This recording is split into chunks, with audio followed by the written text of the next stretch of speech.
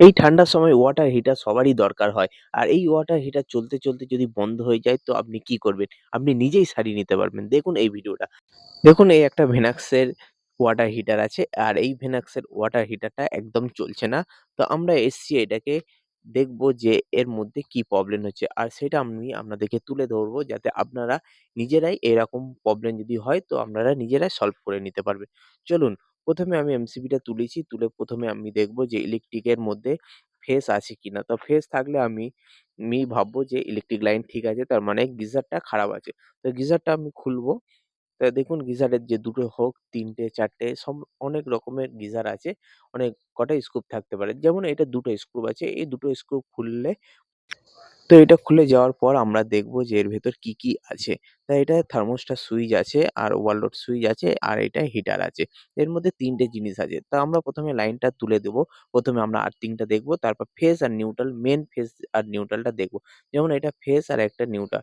তো যেমন ফেজ এর মধ্যে চলে আসছে, এটা হচ্ছে ওভারলোড সুইচ।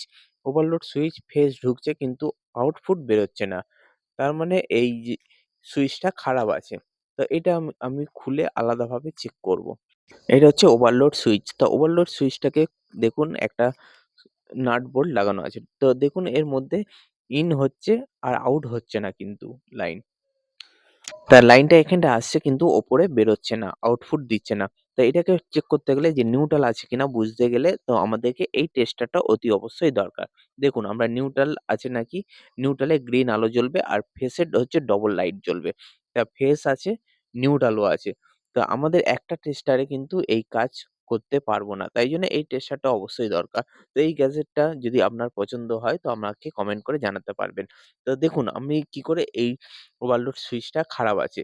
এই ওভারলোড সুইচটা এটা ওভারলোড হয়ে গেছে বলে এটা টিপ করে গেছে। এইটা আমি এই ছোট্ট সুইচটাকে আবার পুশ করে দিলাম। দিতে গিজারটা আবার চালু হয়ে গেল। তো এবার আমি আপনাদেরকে দেখাবো যে এই টেস্টারের মধ্যে কত রকম কাজ হয় দেখুন।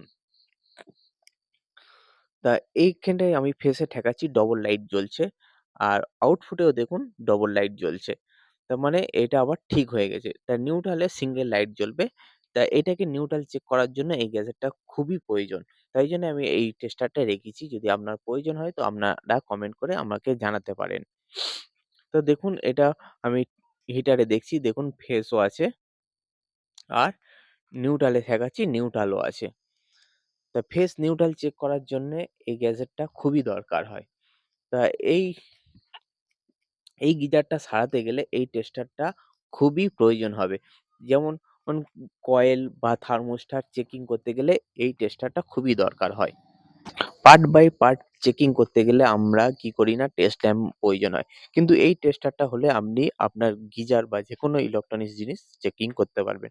দেখুন এটা আমরা চালিয়ে দিয়েছি। এবার কিছুক্ষণ পরে এটা গরম হয়ে যাবে। গরম হয়ে যাওয়ার পর এই লাল লাইটটা বন্ধ হয়ে যাবে।